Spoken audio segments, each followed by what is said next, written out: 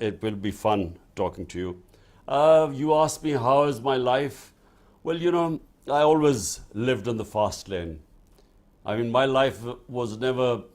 If for a while things became calm in my life, I felt there was something wrong. So as someone who challenged himself throughout his life, so this right now, I would say I'm probably facing the biggest challenge of my life. But every challenge strengthens you. So my belief is that as long as you resist, the Almighty has given us such powers within us that the more you resist, the more you discover your strength. Now, because of the pandemic, many people are working remotely. I was going to say it's like the Sharifs in London, working remotely in their jobs. Did the pandemic prepare you and all of your supporters for house arrest, for having to be in your house for long periods of time? Well, pandemic certainly prepared us for the only way we communicate now is through Zoom. And that's pandemic. We have to thank that, because otherwise either all my senior leadership is in jail or it is in hiding. And so the only way we communicate is through Zoom. So that's the great advantage of the pandemic. I wanted to ask about that. You have something like 180 charges against you right now, including some terrorism charges. I wanted to ask, how does it feel to be the only person in history to wait until they're 70 years old to become a terrorist? Well, Jeremy, 180 and on a daily basis going up. I'm soon to hit my double century. Look, it is sad really in a way, because it's just made a mockery of our whole justice system.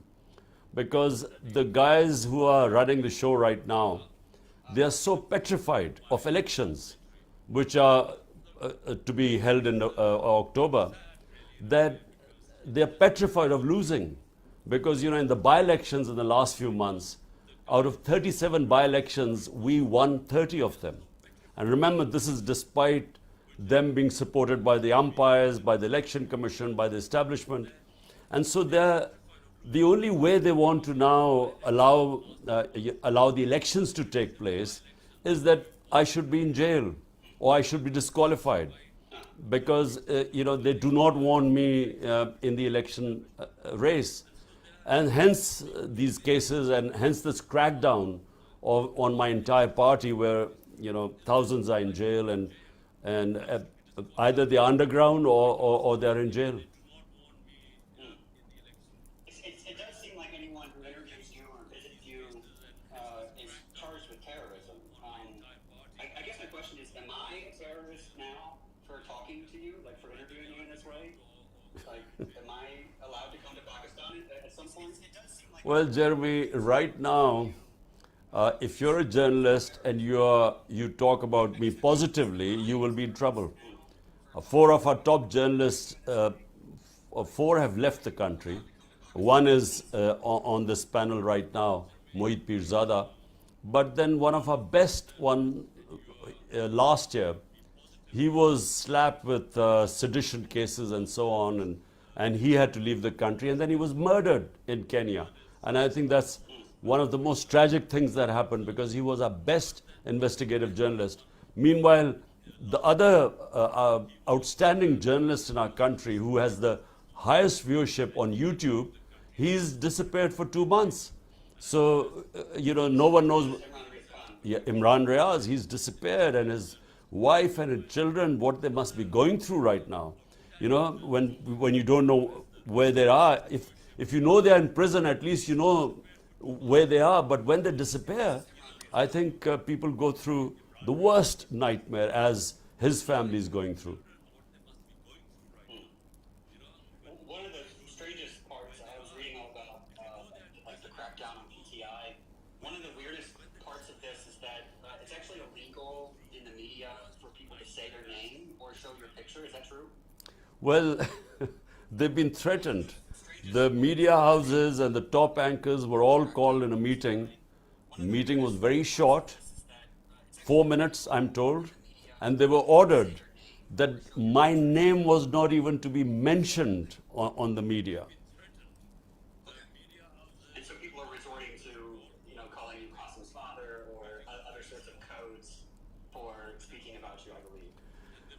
it's Jeremy, if it wasn't so tragic, it's very funny what's going on.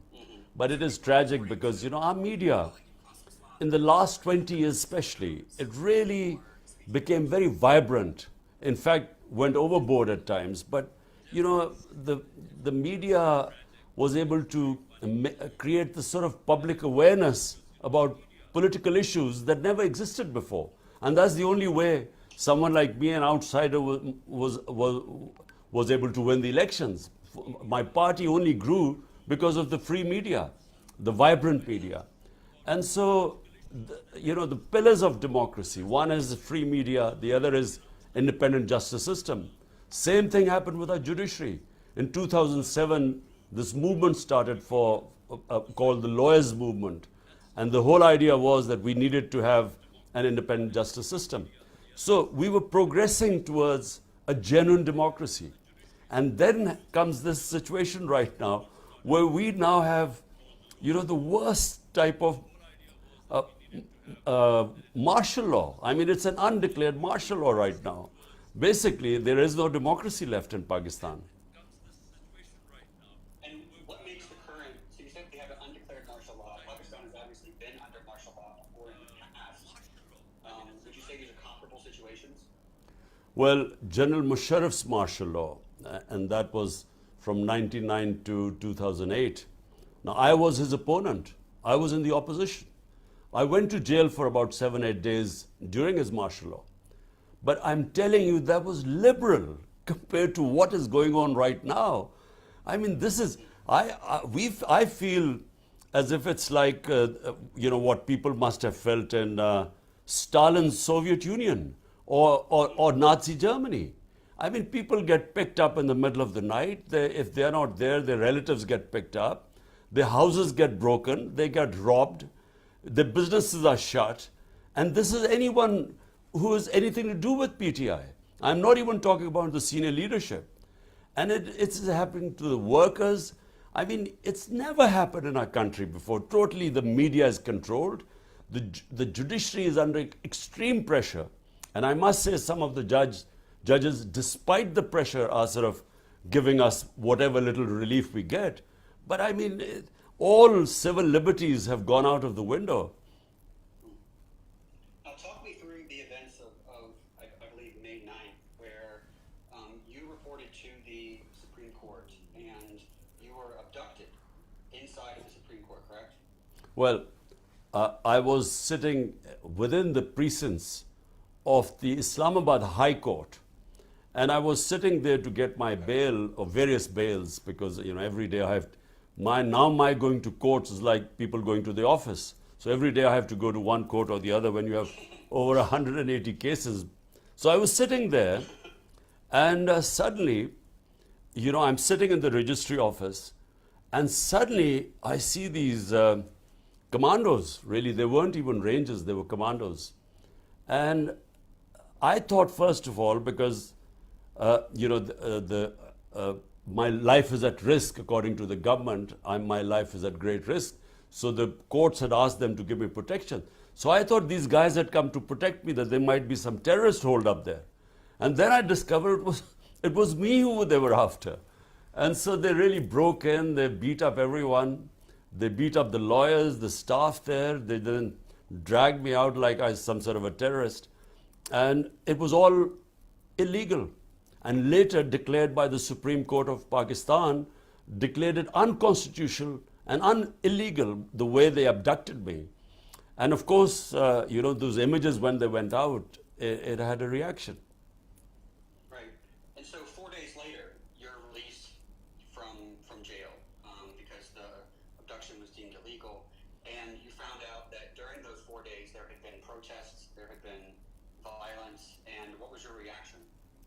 Well, when I was asked by the Supreme Court, they told them to bring me to the Supreme Court. So from the prison, I went to Supreme Court.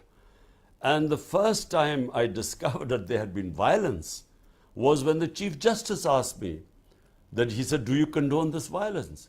So I had no idea that there had been violence. I expected there would have been protests.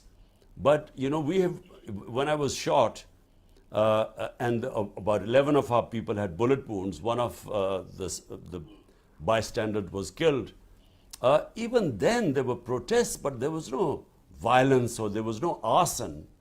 So I was quite shocked when I was told by the Supreme Court, and I immediately, of course, condemned it. Because in my 27 years, I've always urged my party always to remain within the Constitution, our right for peaceful protest, but never violence. So as things unfolded, Jeremy, unfortunately later on, we discovered that these people were embedded within us.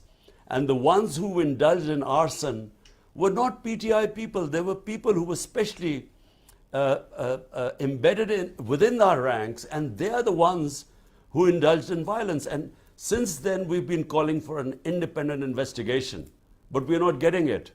Because we can prove, if there was an independent investigation, we can prove that these guys were not part of our party, because our party had never believed in violence. But unfortunately, that was used as a pretext. We feel it was pre-planned, the whole thing. Within 48 hours, 10,000 of our followers were put in prison. This can't happen unless it's pre-planned. You can't just go and pick up 10,000 people. So all this was planned. Senior leadership was put in jail, and the rest just went underground. So it was used as a pretext to dismantle the party.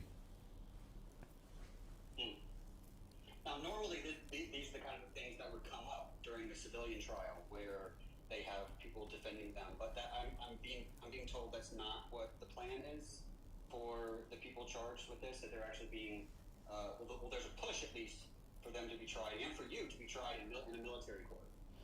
Yes, well, right now in the Supreme Court, I have gone, other people have gone into the Supreme Court against military courts. The case is still in the Supreme Court, but the ministers of the ruling party have actually stated that if the Supreme Court gives a verdict against military courts, the government would defy it. Just like they defied when the Supreme Court announced Punjab elections on the 14th of May, according to the Constitution, the government refused. So we don't know what will happen, but clearly, I mean, there's no room for military courts in a democracy. One idea that I had, because I heard that 10,000 PTI workers were in jail and many others are underground, and then if they put you in jail, what's going to happen? Are they going to allow PTI to contest elections without you, or are they going to have to change the name? You got to start your own political party. And my idea was a political party called the PTKM, which is the Please Don't Kill Me Party, where anyone who leaves PTI can just switch to that party, and then that would be their way to stay safe while they're contesting elections. Well, Jeremy, let me tell you what's going on right now. Now it's a race against time. The tenure of this government ends on the 12th of August. Now what they're trying to do is... 1 month. Yeah, just under a month. So what they're trying to do is that they want to have me banned and put into prison before the 11th of August or 12th of August. And so I have these cases and these judges, the special appointed judges who are now hearing my cases, really speedy trials going on. And the whole idea is that I should be out of the race before the caretaker government comes in and the election campaign starts. Now, the problem with that is that, the cases that they're going to try and have me convicted in, they are no cases. These are bogus cases. So if they go, but what they want is that they will have me convicted, and then when I go to appeal for the higher court, by the time the appeal will be heard, the elections would be over, so I would be out of the race. So this is the game plan, and also put me in prison so that I can't campaign. All I think, my view on this is that what they are trying to do is they will completely discredit our democratic system in trying to dismantle and not allow a party which has over 70% rating in Pakistan today. So the biggest political party in the country with basically almost 70% of the people behind it, if you try and make sure that it is out of the race, basically you're dismantling the democracy of the country. And that's really what they're planning to do. And all I'm hoping is that some sense will prevail somewhere along the line, because all that would do is it will destabilize the country. The country desperately needs political stability, which will then lead to economic stability. But all what they're trying to do is actually, it's going to cause more destabilization. But there's a panic amongst those who are in power that somehow, whatever happens, I should not be allowed to come back into power. Well, one of the things I was reading that came out in the last week that made me laugh was that you were accused of being a secret Israeli agent. Is that right? And I was thinking about all of the different secret religious things. You know, Barack Obama was accused of being a secret Muslim. Indian politicians have been accused of being secret Christians. When I first visited Pakistan, I was accused by Indians on social media of being an ISI agent, which is obviously not true now that I'm talking to you. But wouldn't it be easier for all of us just to switch countries instead of maintaining, secrecy in our countries? Look, Jeremy, the problem is someone like me, they really find very difficult to place me. So at one end, I've been called, and a whole election campaign against me was that I was part of a Jewish lobby, a Jewish conspiracy to take over Pakistan. And then a whole campaign that I was Taliban Khan. So I was, a supporter of Taliban. And then a whole campaign, last few years, I was pro-army, a stooge of the military, and now I'm supposed to be anti-military. So I think, people find it easy to categorize people before maligning them. So, it depends where you stand in the political spectrum. Then, accordingly, then they brand you like, Jewish lobby and so on. Point is, the saddest thing is that, my God is Rabbul Alameen. He's God of all human beings. And our Prophet, Muhammad, peace be upon him, was a mercy for all mankind, not Muslims. So, my religion is a universal religion. It is to bring people together, human beings together. And, very narrow-minded people, unfortunately, always, non-leaders I call it, non-leaders always do their politics by hatred, through hatred, by demonizing one community to get votes. So you find, non-leaders dividing humanity to come into power, whereas you have someone like, our Prophet, peace be upon him. The first constitution of Medina was where all the various religions were brought together by him. So Christians, Jews, Sabians, they were all brought together under one millet, or one community. And they all had their rights, and all the rights, they were allowed to practice their religion and so on. So it was a very advanced civilization that was set up in the state of Medina. And I find it, people like Nelson Mandela, for me, these are genuine leaders who actually brought human beings together, because people like us who saw I used to play cricket, and South Africa then was apartheid state. And I played with South African cricketers, and I always thought that, one day there would be bloodshed in South Africa.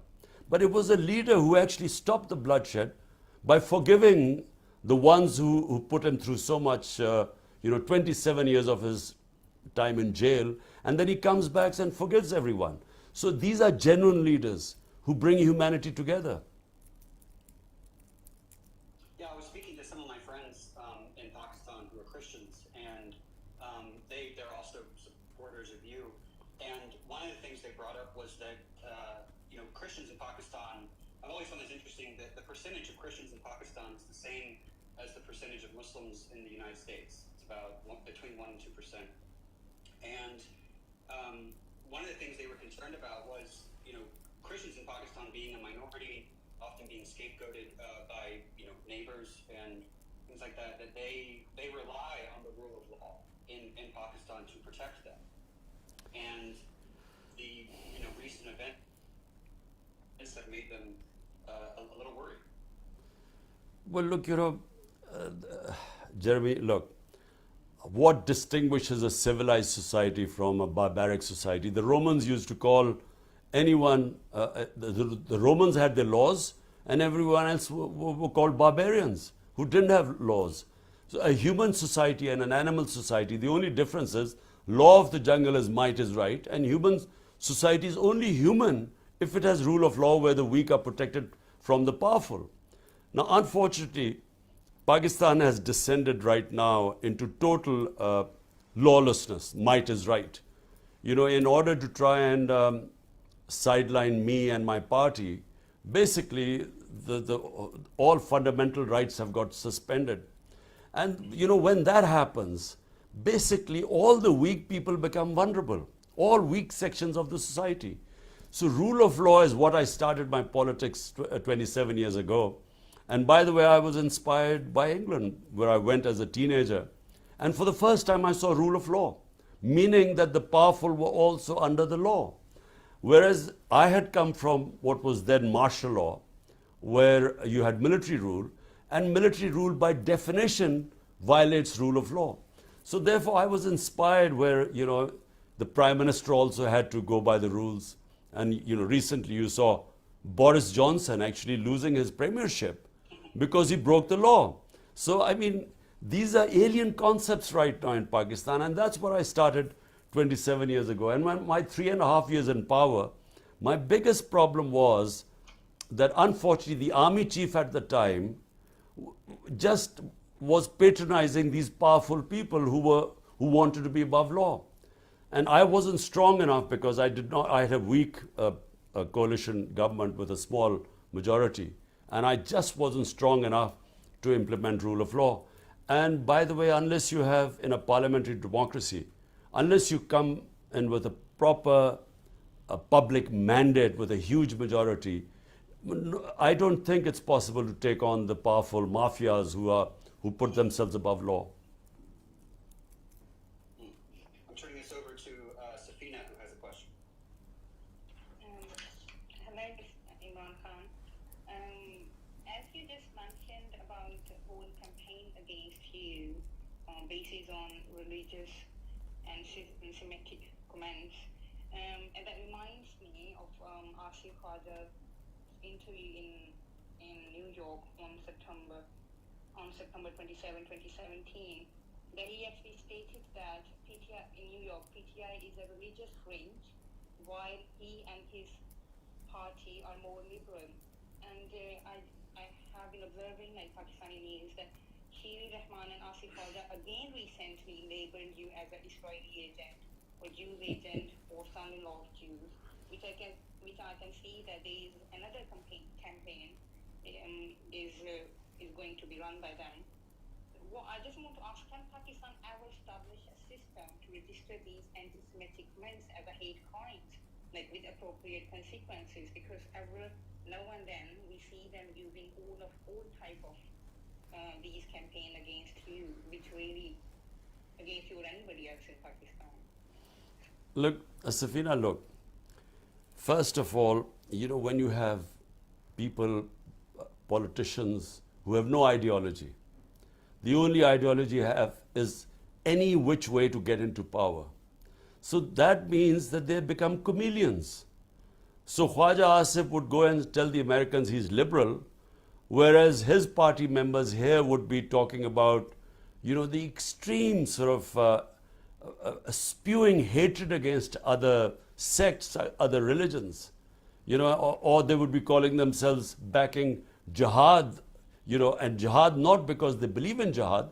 Jihad is a great concept, means standing up against injustice.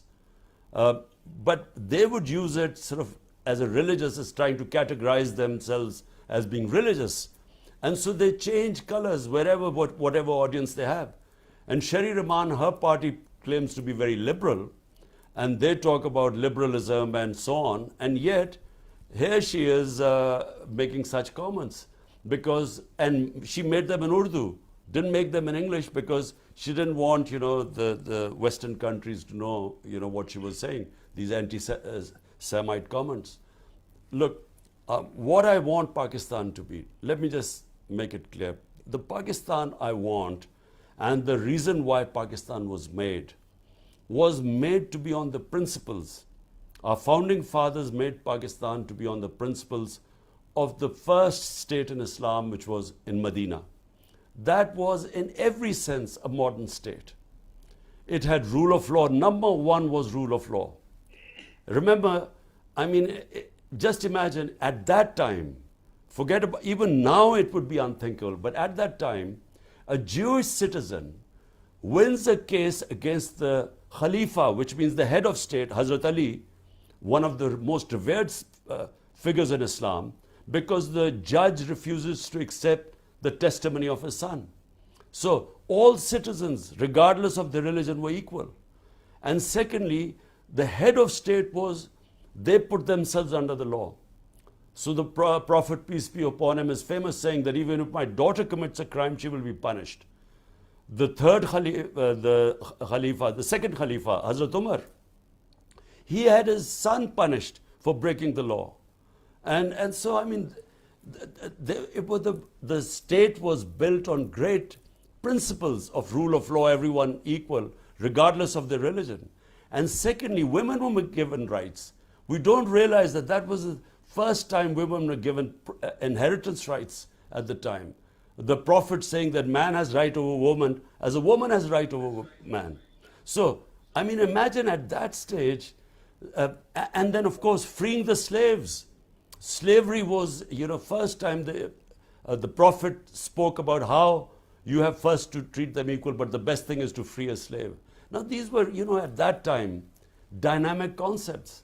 And unfortunately, and then of course his last sermon, where he said, we're all children of Adam.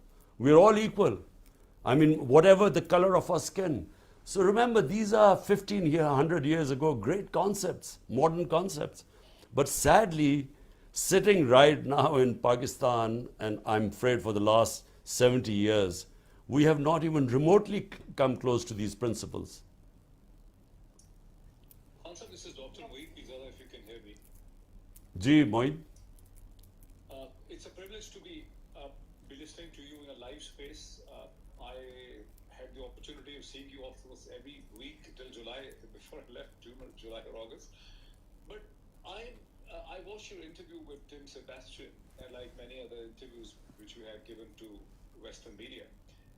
And I'm mortified and surprised that someone like you is a modern man who talks of Britain, NHS, Scandinavian countries, Nelson Mandela, European history, and American history, is very easily tagged as a pro-Taliban, as a medieval, primitive mindset. What have you done wrong to send this impression? I really fail to understand. What have you done wrong? Well, Moeed, look, good thing you're not here, otherwise you would be behind bars right now. So good that you've got away.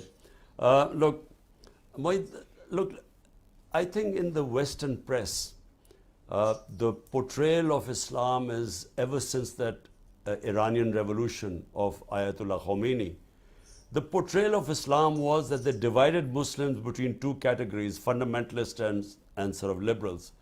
So Muslims who looked like Westerners became moderates or liberals, and then anyone who was perceived to be religious sort of became a fundamentalist. So it was a bizarre categorization of 1.5 billion people on this earth.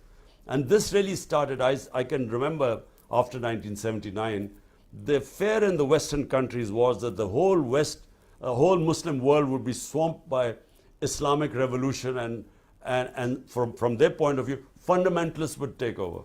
And so first of all, they didn't understand the dynamics of the Iranian revolution. And so it was a black and white categorization of the Muslim world. So when the Taliban came in, they never quite understood the reasons behind how the Taliban took over. They did not even understand the Afghan culture. They did not understand the difference between the urban culture in Afghanistan, especially Kabul, and they didn't understand what the rural culture was, and especially the Pashtun rural culture. And so they didn't understand when the Taliban took over what were the circumstances in Afghanistan. No one went into the depth. And so it was a black and white. Taliban were these religious fundamentalists who hated women and so on and didn't like girls' education. And so whenever they ask me questions about Afghanistan, they do not understand that from Pakistan's point of view, our number one priority is that whichever is the government in Afghanistan, Pakistan must have peaceful relationship with them, because we have a 2,500 kilometer border with them. We have 3 million Afghan refugees. And when the previous government was in power, we had 3 different terrorist groups operating from Afghanistan and operating in Pakistan. ISIL, TTP, and then of course the Baloch terrorists. So from Pakistan point of view, we want a stable Afghanistan. Whether it was the previous government or the Taliban government, we want stability. Afghanistan has been through 40 years of conflict, and the people of Afghanistan have suffered. Now, from the West point of view, when they talk about human rights, and especially women's rights, it would be much better if the West if they allowed the current Afghan government to come into the mainstream. By isolating them, they're actually removing every leverage they have on trying to influence them on human rights and specifically women's rights. So right now it's a black and white thing, you know.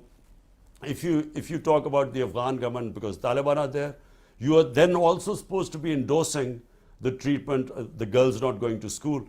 But clearly, I mean, any human society, everyone knows that without women's education, how can a society progress? I mean, in our government, my 3.5 years, we give special stipends to parents of poor girls in conservative areas to send their girls to school. We made 60% of the new schools we made were for girls so that we could encourage girls' education. Because simple, I mean, our biggest problem right now, just to divert, is our population growth rate. Now, every research shows that if you educate the girl child, if your women are educated, automatically the fertility rate comes down. And so, I mean, it is a necessity for Pakistan. You know, for our future, we must educate our women. It's also surprising, if I add on the woman issue, that you come from a family in which your sisters are highly educated. They work for international organizations, they're doctors, they're engineers, they're economists. Yet you, and the PTI has done the largest ever mobilization in the history of Pakistan, the political mobilization of a woman. This is for the first time that hundreds of women in Pakistan's history have been arrested and are behind bars on purely political charges. Yet, your opponents very easily show you and portray you as an anti-woman character across the West, where I live right now. I don't know, Mohit, I fail to understand that. I don't know. I think it's quite black and white because, you know, I have a very strong faith in God. I'm a, practicing Muslim. And therefore, I think they just stereotype people that if you're a practicing Muslim and you have faith in God, then you automatically, then all the other things follow, that you must be, in the Western eyes, you must be against women, you must be sort of very against, you must be illiberal. Although in my opinion, actually my faith makes me very liberal. Liberal in the sense that, I believe in humanity. I believe, I again repeat, my God is God of all human beings, and my Prophet Muhammad, peace be upon him, he was a mercy for mankind to bring humanity together. So, I am, and of course, I'm anti-war. I mean, I do not believe conflicts, military conflicts are a way of solving problems of this earth. So, but they categorize people, and I think that's the problem. Thank you. I think, Imran Khan, because your opponents always are spreading news about you being anti-woman. That's actually the campaign they run in the West, especially. But I also did some search, and they acknowledge that Imran Khan's secret weapon is the resilience of women in Pakistan. I feel that despite facing like humiliation, what women have shown great strength against state oppression. We have seen since 9th of May or in last 15 months. And I feel that you are the only politician who speaks honestly, recognizing the vital role women play in governance and freedom. Many of your actually protests are attended by families, including women. However, like women like Dr. They complain about other they complain about Afghanistan's women, but they fail to speak about like Dr. Yasmin Rashid, who is actually 73-year-old gynecologist and a cancer survivor who studied medicine in UK.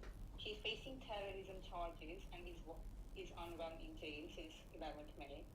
Taj Gul, whose house was actually nearly demolished by police, is now in hiding. Malika Bukhari, who left the UK to serve Pakistan, endured 17 days in jail, humiliating conditions until she denounced herself from PTI. And I also saw that Khadija Shah, a young designer who grew up in the USA but returned to serve Pakistan, has been imprisoned since May for exercising for only her fundamental right to protest. And I also saw Shiri Mazari was rearrested 5 times within short span of 4 or 5 days, despite even having a protective bail from court. And the list goes on, like Sanam Javed, Ali Hamza, and many others are also facing similar circumstances. So the question is, why don't these institutions speak about Pakistani women, and what will you do to protect women from these draconian measures and terrorism laws when you come into power, which I'm keeping my finger crossed that you will? Well, Safina, look, first of all, never in Pakistan's history have women been treated like the way they have been done in Pakistan, not just after the 9th of May, but last year, 25th of May, that was the first time we got a shock. The way the police attacked the women, the way they raided the houses in the middle of the night, and not caring that there were women in the house, because there's a lot of respect for women in our society. This is a big fallacy that, you know, we treat women badly here. And I will explain where this comes from, but we respect our women. And so the idea of police barging into people's house in the middle of the night, not caring that the women in the house, breaking into bedrooms, you know, beating up the men in front of the women, this has never happened in our country before. So that first time happened on the 25th of May.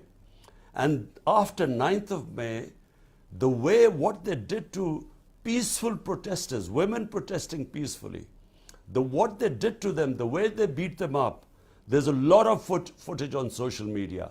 And I thought they went out of the way to spread terror amongst the women. And then they jailed them. And you've named a few, but you know, there's so many other women who you haven't named, but who have been living in terrible conditions within the jail. And the worst thing is, they have deliberately terrorized the women. So this whole movement of ours, which brought women into politics, first time you saw at such large numbers women taking part in protests, and women from all sections of the society. And suddenly when these images went out, not only women being beaten up on the streets, but then women put into jail, I mean, imagine how difficult it would be for the men folk to allow their women to go out who understand Pakistani culture. And answer to your second, and by the way, this has been deliberately done. In my opinion, the last by-election we won by a huge majority in Rajanpur. One of the main reasons was huge turnout of women in the election. And I think they are going out of the way to actually depoliticize the women. I think this is a plot, because this goes against our religion, our culture, against everything we believe in. And just answer to your last question, look, the problem is in Pakistan is not about women being treated badly. The problem in Pakistan is a lack of rule of law. Powerful women in Pakistan, compared to poor men in this country, are at a great advantage. I mean, a powerful women in Pakistan from strong families can have things done here. But a man from a weak background has no access to justice. So basically, it boils down to rule of law. Rule of law, I repeat, it means bringing the powerful under the law and protecting the weak from the strong. That's what you call a rule of law. And that is really what I've been struggling for 27 years. And that is eventually what will protect the weaker section of the society, whether it is women, whether it is minorities, or whether the poor men. Thank you, Imran Khan.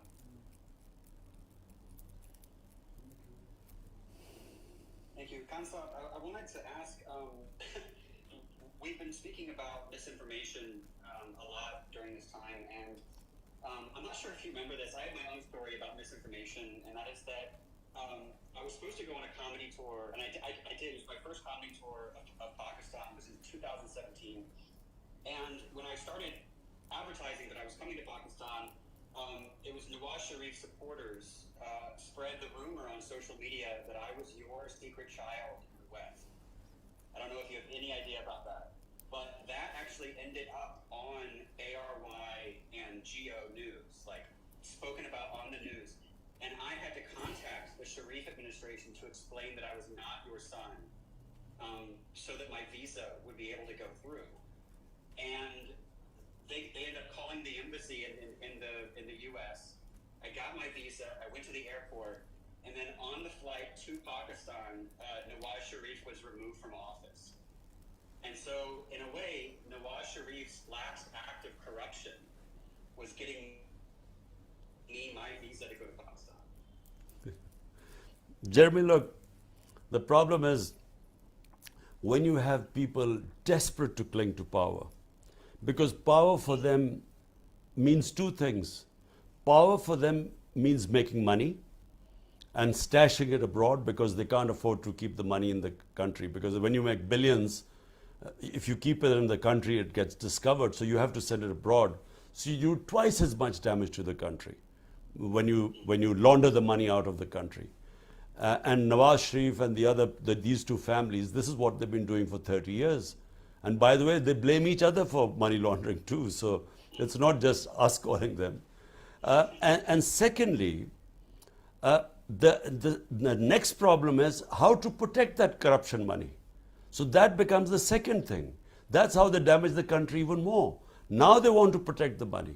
So protecting the money means they must stay in power, because only in power can they protect the money. So this whole exercise of them conspiring with the ex-army chief to topple my government, I mean, their main interest was how would they get immunity from corruption cases. And that's exactly what they did the moment they came into power. First thing they did was they passed a legislation in Parliament. And it is incredible that such a legislation could be passed, where by law they managed to get rid of, they got immunity from the corruption cases of at least $5 billion, 1,100 billion rupees. So they passed this law and they were able to get away from these corruption cases. By the way, these corruption cases were made against them when they were in power, not during my time. So this is the problem. And by the way, Jeremy, this is the problem the entire developing world faces. Today, countries are poor not because of lack of resources. They are poor because they don't have rule of law. And a symptoms of not having rule of law is corruption, and corruption of the powerful. And that's what destroys a country, because, according to the United Nations Secretary General's panel, which is called the FACT-I panel, made up of economists who researched over a year to find out why were the poor countries getting poorer and rich getting richer. And the main finding is that every year, now listen to this, $1.7 trillion, $1,700 billion every year, leave the developing world into offshore tax havens or into Western capitals. So $1.7 trillion moves from the poor countries to the rich countries and offshore accounts from the corrupt ruling elites. So this is how countries are getting poorer, because they are being robbed by their own elites. It's like if people might not know this, might not have read it in history, the greatest transfer of wealth took place when the East India Company conquered India. And from 1757 onwards, when they conquered India in 1757, India had 23% of the world GDP. And from then onwards, for 150 years, they transferred the wealth of India, was creamed off and taken off to Britain. And Britain had 3 or 4% of the world GDP when they conquered India. When they left India, Britain had 22 or 23% of world GDP, and India was left with 3 to 4% of the world GDP. So, they robbed the country. It's exactly what the ruling elites of the developing world are doing right now. They are siphoning off the money, and they end up and unfortunately, the powerful countries, rich countries, don't do anything to stop this plunder. You're speaking about the rule of law in Pakistan. Of course, the West prides itself on our rule of law. But I was thinking about how the idea of rule of law predates the West. You find it in Roman law and Christianity and Islam. That it's not some idea that's sort of foreign to Islamic countries. It's actually something that is at the source of that. Look, Jeremy, in the Islamic tradition, there were over 140,000 messengers of God sent to mankind over thousands of years. And every messenger of God, the common message was justice. One of our great scholars, Ibn Khaldun, he was considered the father of modern history. According to him, he said that my whole study of Islam brings me to just one point, that the whole purpose of the Almighty sending man to earth is to establish justice. So whenever during human history, the societies that had a better justice system always prospered. So it is connected to prosperity. So justice brings you rights. Rights gives you freedom, and free and stable societies then become prosperous. So hence, if you look at the table of rule of law index, out of the 140 countries, the top 15 countries which have the best rule of law are the most prosperous. And the bottom 15 countries which do not have rule of law are the poorest. So it is directly connected to prosperity.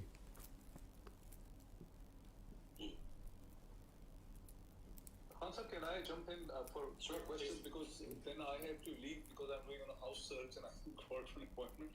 Hansa, I'm surprised also that the way the media has been treated, the way Shaheed Arshad Sharif has been murdered. Imran Khan is missing now for 65 days. Look at Sabir Shakar, myself, Shaheen Sabai, Bajat Saeed, we all have been registered FIRs for terrorism. Yet the impression of the Western media is, and I think also Jeremy should comment on it, is somehow or the other that you were also as harsh to media. Not a single journalist was arrested in your time. There were no FIRs against the journalists. The journalists were not abducted and detained under your government. Neither are you able to explain that situation, nor is anyone understanding the word. There is a sea difference. Look at myself, look at Sabir Shakar, look at Shaheen Sabai, look at Jahat Saeed, look at the poor Arshad Sharif, look at his family, look at Imran Riaz. Yet they're blaming you for cracking down on media. I mean, how do you explain that? Well, I think, Mohit, there's a term called moral equivalence, where they equate two unequal situations and actually protect the real aggressor. So, this idea that, some journalists might have suffered during our time, 3.5 years, and because of that, then the whole crackdown, I mean, what crackdown? Media is totally muzzled today. I mean, the media is totally controlled. There is no freedom. Under General Musharraf, and I don't know whether you remember, General Musharraf, the media was liberal compared to what is going on right now. So 100%. it is completely controlled today. I mean, not just that the four of you have left the country, not just that Ashar Sharif was murdered after having to, because of threats to his life after leaving. I mean, what about the 4 or 5 senior journalists who were roughed up and beaten up in Pakistan? I mean, senior journalists like Azamir, like Sami Ibrahim, like Ghulam Hussain. I mean, these guys were just roughed up within Pakistan and threatened. So, I mean, this is unprecedented what is going on, the sort of crackdown. And yes, you're absolutely right.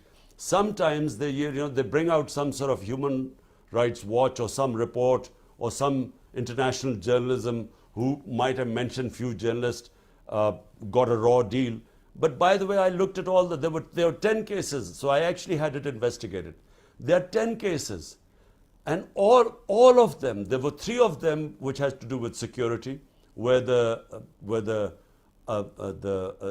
military establishment directly spoke to the media owners in 3 or 4 cases. There were one case which we were unfairly blamed because the channel, this one guy, his viewership dropped. And there was only one case that came to me, and that was about Matiullah Jan. And when I found out that he had been picked up, the next day we had him released.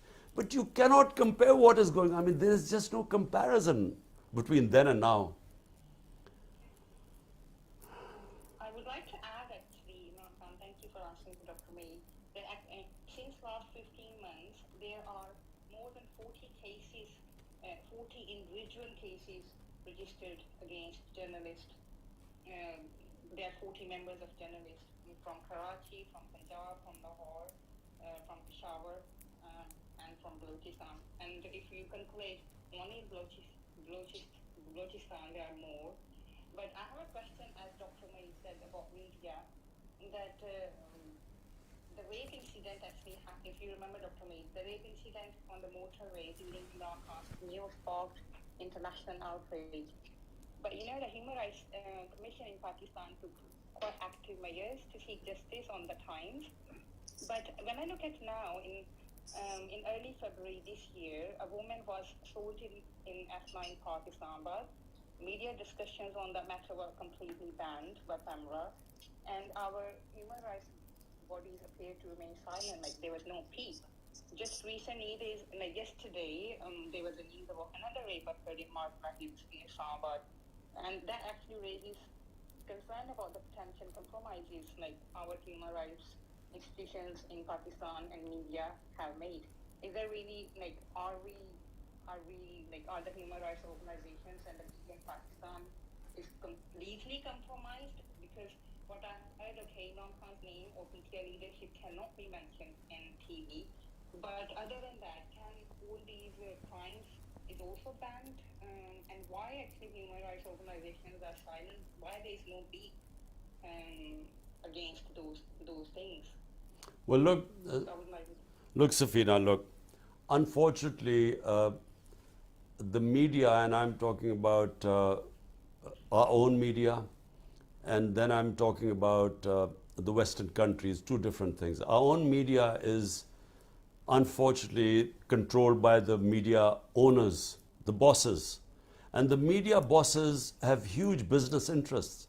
I mean, they're interested not just running a media house, they have other business interests. And so for those other business interests, which actually is what brings them most of their money, they are willing to compromise on the freedom of media if those business interests are threatened. We never did that. In our time, the media, if you look at the media, majority of the coverage was against PTI, my government. I mean, we had a real problem with the media. In fact, the problem was that there was real libelous stuff on the media. And even I, as a Prime Minister, I had to go to court. And yet, in my 3 years, I never got justice.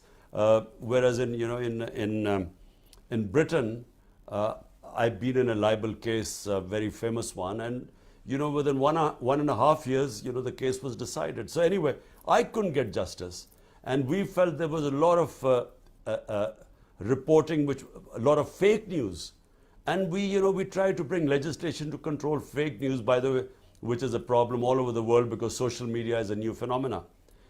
But unfortunately, I found that the media then and the human rights organizations, were very vocal at the time, but now with a complete clampdown on human rights, I'm afraid there's not much, hardly any response from them.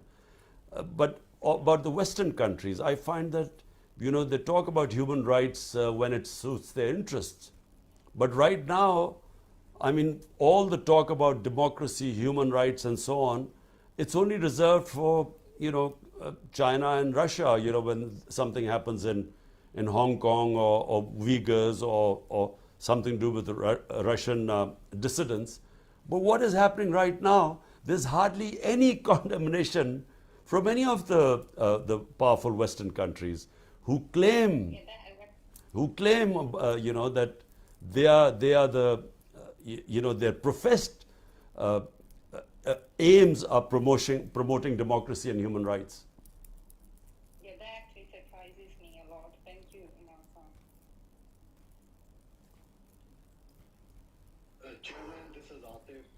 First of all, thank you very much for accepting my request and joining us at Twitter Space today. I'm really grateful to Jeremy and Safina for organizing this event, as well as our social media team headed by Gibran Ilyas, Imran Hamid, because without our social media, all this, our political movement, our struggle, all these events couldn't have been possible. And then, a friend like Dr. Mohit Pirzada, a mentor, who has always been our biggest support, especially during the last 13 months. I don't have any question, it's just I want to bring it to your notice. Alhamdulillah, we have support among 98% of Pakistani Americans. And along with that, we've started getting huge support among the Muslim Americans as well. And on September 2nd, we are planning one of the biggest events on which you'll be speaking to among over 15,000 Muslim American gathering.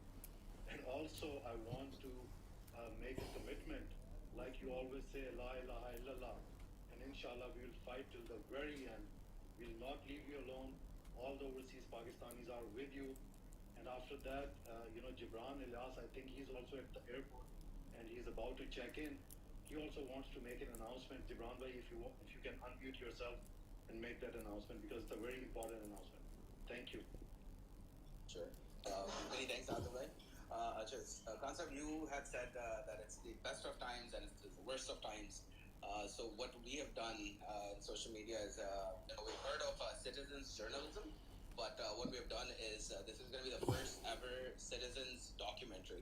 I think it's going to be one of the biggest. So what we're asking people who have footages in high definition from March 2022, when the whole movement started for Hakiki Azadi, just check my pinned tweet, feedback@insaf.pk is the email address to email if you want to be part of that project. Inshallah, it will be one of the greatest documentaries ever, because everybody will be part of it. Kansab, my short question is, you once mentioned that PMLN, they're not educated, nor they try to get education. So just recently, Khwaja Asif has blamed, put allegations on Shaukat Khanum Hospital again. I say we let them, because every time he does that, we get record donations. So this is what we're seeing this time around. So what do you have to say about that? Well, look, Gibran, these people are discredited. They have been in power for 30 years. Everyone knows everything about them. And the last 14 months, they have completely destroyed themselves, because they came in on the pretext that they were experienced in dealing with the economy. And they have completely, our economy has never been in a worse shape than it is right now. And this is, despite what was called the commodity super cycle, when post-COVID, the international commodity prices had gone through the roof, which is when we were in power. And now they are down by 35%. And despite that, you find that inflation is unprecedented in Pakistan's history. So number one was inflation, number two was fixing the economy. The economy has nosedived in Pakistan. You know, we almost defaulted on our loans, and that would have really set the country back. So people now, the reason why they are scared of holding elections, and the reason why they only want elections is when they know that PTI is completely hamstrung by the establishment and I'm in jail or disqualified, because they are petrified that in the elections they'll be wiped out. My point is that whatever happens, they'll be wiped out in election. Even if I'm in jail or if I'm disqualified, I don't think the moment the elections start, they do not understand the passion on the ground right now. The feeling of injustice amongst the people, what is happening, whether it is economic injustice and whether it is mishandling of the economy or the governance system and the levels of corruption. So they will be wiped out whenever there are elections. But the point is that people like Khwaja Asif, no one listens to him, because these people are supporting, you know, they have supported the most corrupt governments. I mean, the two Asif Zardari was considered the most corrupt man by people like Khwaja Asif and Nawaz Sharif. Now they're all together. And Zardari used to call Nawaz Sharif the most corrupt person. So they're all together now. So anyway, they have no credibility. And that's reflected in them trying to run away from the elections. This is Jeremy again. I wanted to ask you, there seems to be an effort by the media to portray you as, you know, somehow anti-American. I know that one of your generals paid $30,000 to lobby the U.S. to support your removal as prime minister. Would you be willing to map that amount if I convince the CIA to put you back into power? Well, Jeremy, yes, amazingly, my own army chief at the time had hired this lobbyist without us knowing, and my own government was paying him $30,000 while he was lobbying against me to the Americans and telling them that I was anti-American. But I just a word about what is this idea about anti-American. I mean, how can you be anti-whole country? You know, this idea of calling someone anti-American or anti-Pakistani or anti-Indian, for instance. How could I be anti-Indian? I would be anti the policies of Narendra Modi, specifically the way they are treating the minorities or the people of Kashmir. But I can't be anti a whole country, because a country is made up of all sorts of opinions. So I was always against the policy of Pakistan joining the US war on terror, because as a Pakistani I felt it would be a disaster for Pakistan, and it was. 80,000 Pakistanis were killed in it. Over $100 billion lost to a poor economy. And I was always skeptical about the US war in Afghanistan or US invasion of Afghanistan, because, you know, there were no clear aims, and I kept saying there would never be a military solution. So if you criticize the US foreign policy, does not make you anti-American. I mean, if I'm today criticizing my own government for this fascist tendencies, I mean the draconian laws, the total violation of our fundamental rights, does that make me anti-Pakistani? So this is, you know, it's to brand people. Sometimes I feel that, you know, to stop criticism of certain policy, and especially when you're from other countries, it's easy to brand you as being anti-American and then shut your voice. But I would like to add in there, Imran Khan, that you have stayed in UK since you were 17 years old, and you always say that you loved being here and the rule of law. That's how actually you got inspired by. So I would like you to add into this that why would you be anti-West when actually you have been praising them and you have stayed there about maybe 20 years? Look, how can you be anti-West? West is a geography. I mean, you know, it has so many countries. These are so bizarre, these terms. He's anti-West or he's anti-American and so on. Look, I mean, Britain, you know, I keep telling everyone that the first time I saw two important things which made the basis of my manifesto was rule of law and a welfare state. So that's the first time I saw in Britain.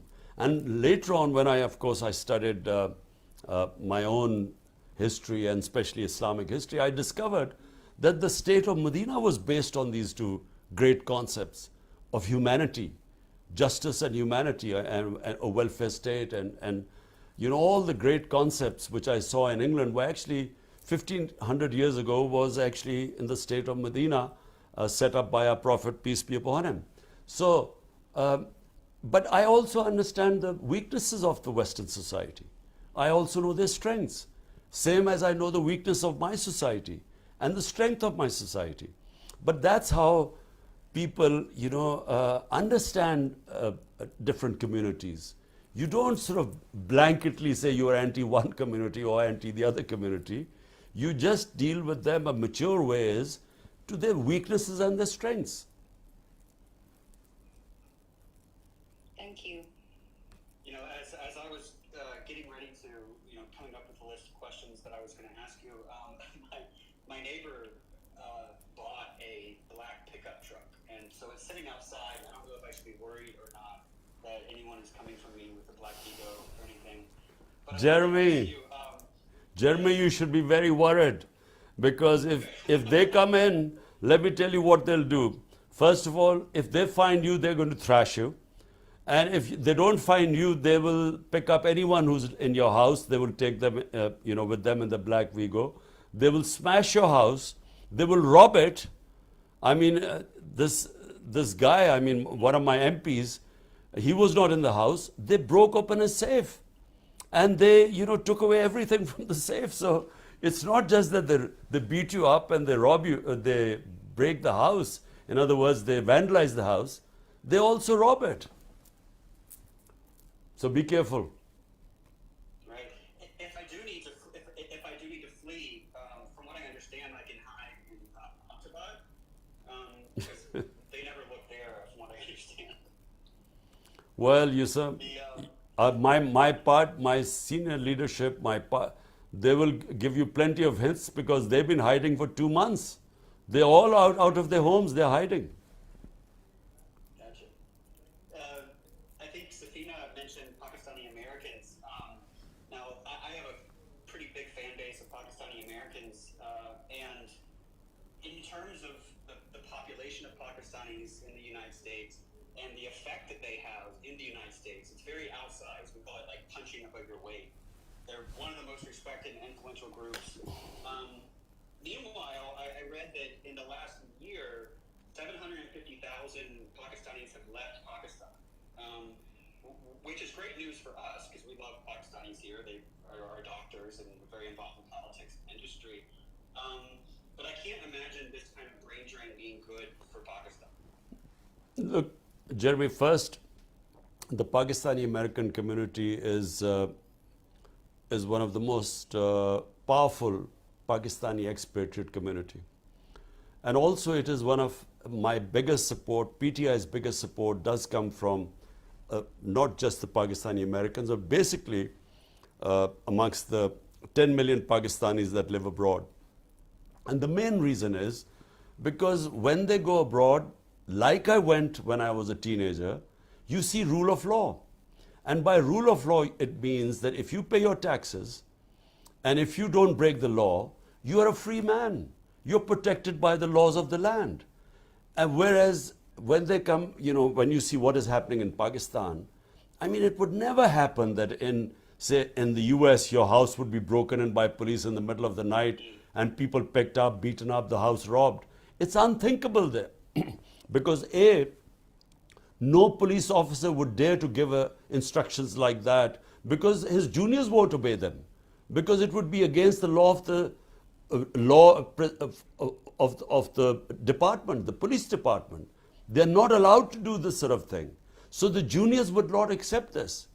And even if they did accept this order, they would be liable to be sued in a court of law and would suffer heavy damages.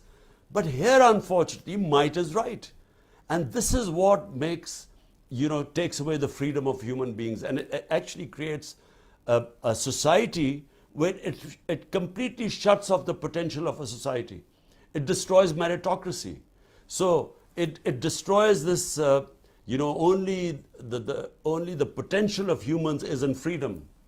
So throughout history of mankind, a human strives for freedom because only free societies, can ascend, can go to great heights. And freedom comes with the rule of law. Now, that's why the overseas Pakistanis back us, because they live in societies and understand what I mean by rule of law.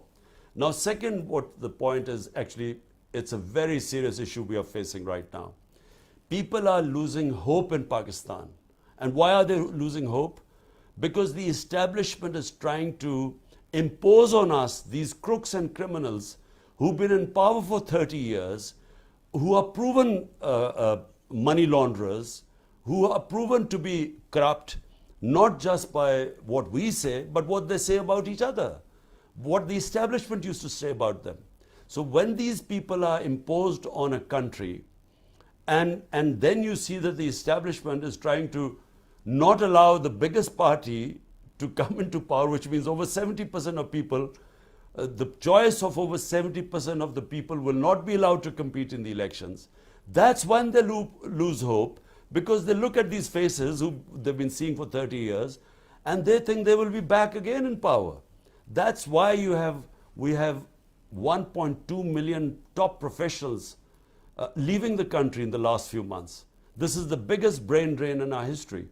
And remember, not just that their skills are leaving our country, but also their capital. They will be taking the money out as well.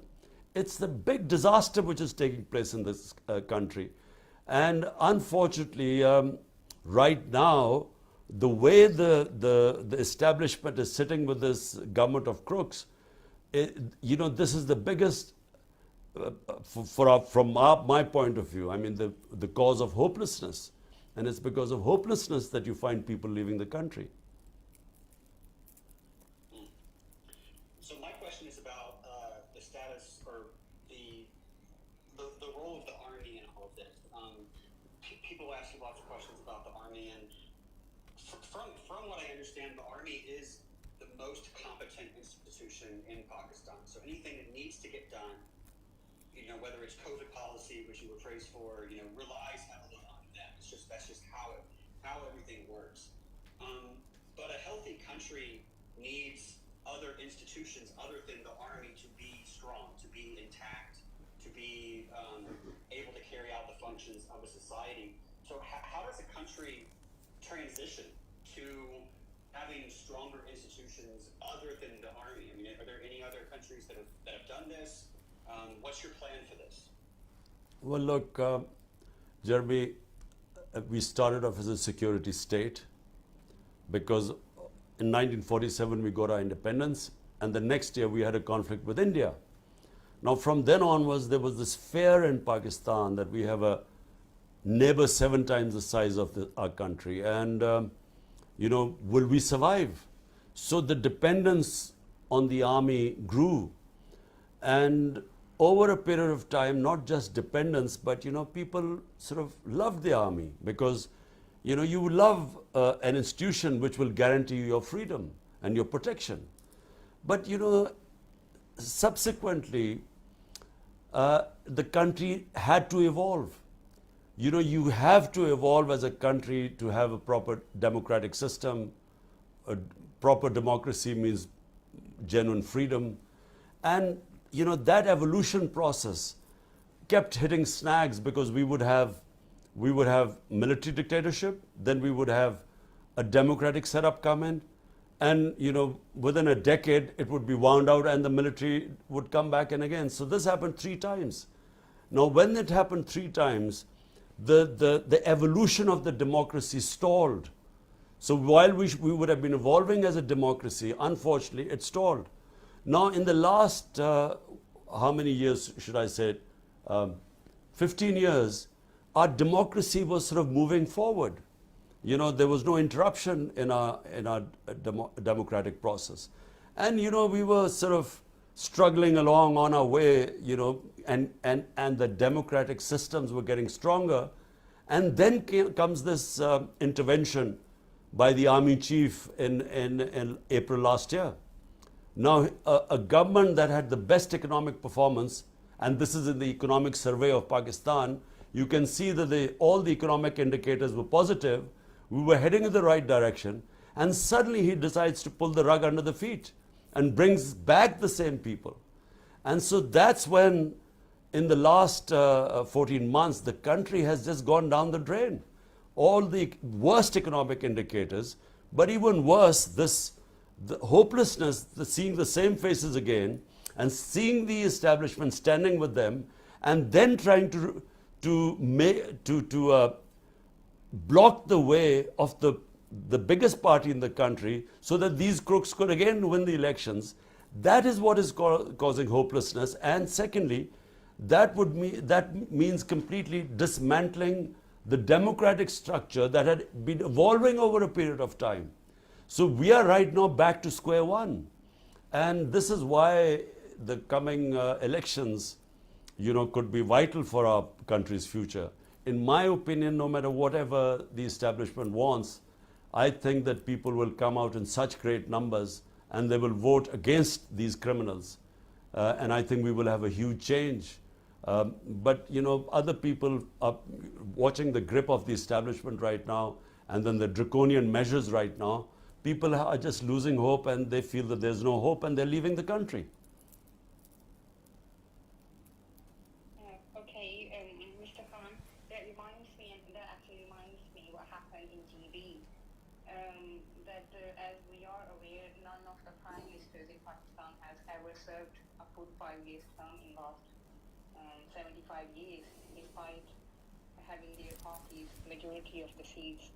And also, we know that PTI government was overturned in both GB and Kashmir.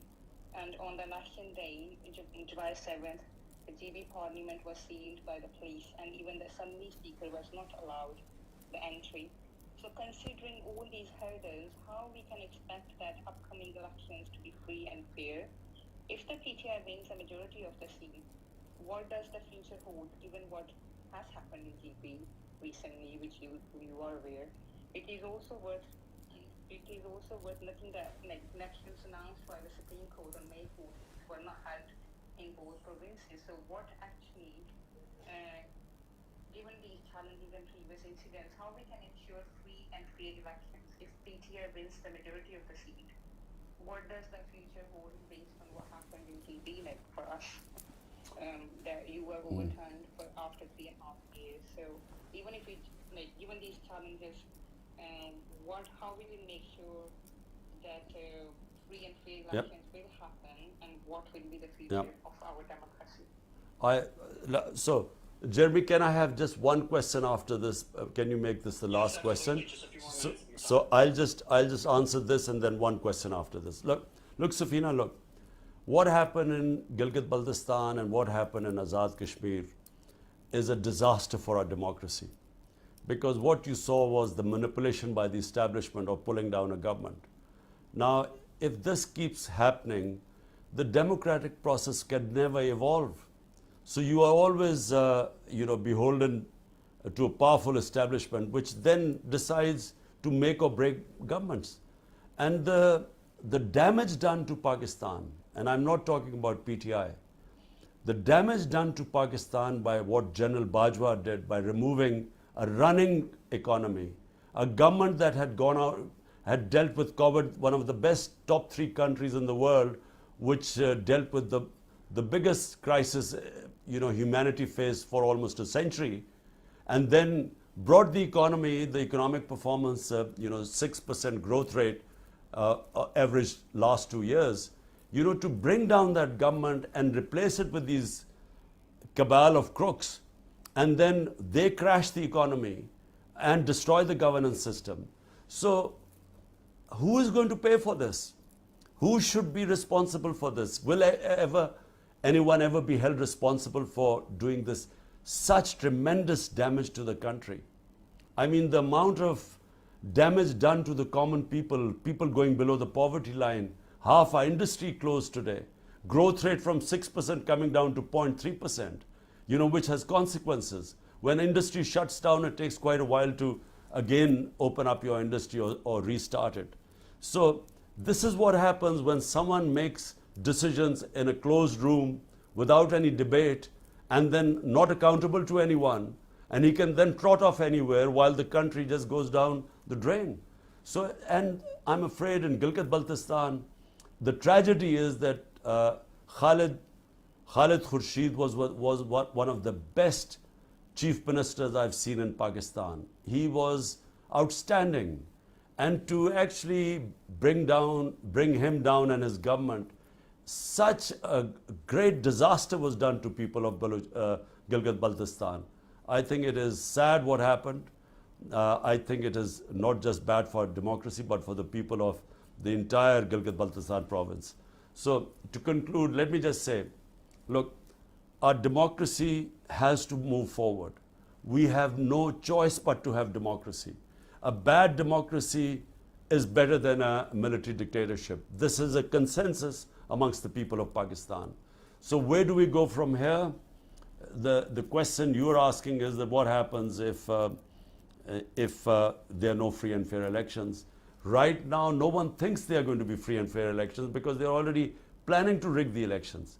But my opinion, I'm an optimist. I feel that in this election, the level of public awareness in Pakistan is so much that I feel that you will have the greatest ever turnout in these elections. And no matter how hard they try to rig it, I'm a strong believer that the people in this country will defeat all methods of rigging which are being planned. Inshallah, thank you so much, Imran Khan. I have one very, very fast question from my followers who all want to know that on the subject of biryani, do you like aloo or no aloo? Well, as you get older, your tastes change. So biryani was a great delicacy of mine some 40 years ago. But right now, I'm afraid there are other delicacies that I enjoy most. But then, yes, biryani with aloo I like more. With aloo, okay, thank you. And also, how do you, just day to day, how do you maintain, this is the last question, how do you maintain a sense of peace and hope during this time? Well, Jeremy, I have a very strong faith in God, which always keeps you going, because, you try your best, and since I'm not doing this for myself, I'm doing this for my country. Why am I doing this for my country? Because I'm one of those privileged people who got so much love and respect from his country that it was important for me to try and do my best for them. And so I've tried to do my best for my people. And the rest I leave to the Almighty. Because, it's success and failure are in His hands. Effort, struggle is in my hand. And I will be struggling to my last breath. But then how do I relax and stay calm and content at night? Because after doing my best, then I pray to the Almighty that, look, now it's up to you. You are the one who's going to decide whether I succeed or fail. So actually, that's how I go through all the tough times. And I have to say that these 12 months, and particularly the last 2 months, have been probably the toughest 2 months of my life. Well, Khan Saab, thank you so much for joining us for this space, and hopefully